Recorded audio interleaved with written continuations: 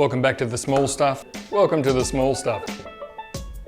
Welcome to the small stuff.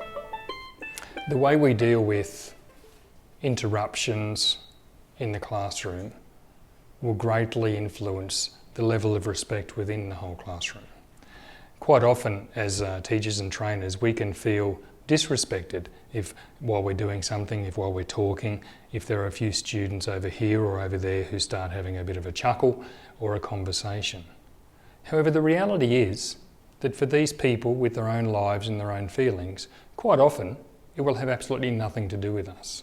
For grown-ups, for adults, for even older teenagers, one of the best ways that we can deal with that situation is simply to ignore it. And if it does continue, is to respond to it in a more grown-up or adult manner. Rather than trying to use our authority or power to crush that situation, we can instead appeal to a higher level of respect. Some simple ways of doing that is if we see some people and they are repeatedly doing this, then we can go and continue delivering our lecture or our conversation or whatever it is we're having, standing next to them. Our presence will generally be sufficient. If there is a smaller group activity, then that gives us an opportunity to actually go and approach those people, squat down next to them. Don't do it by looking down.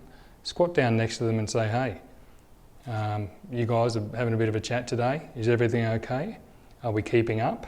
Let's make sure we don't disturb everyone else. Usually that will be sufficient for them to realise that you have identified what they're doing and you have communicated to them that you'd prefer them to be doing something else.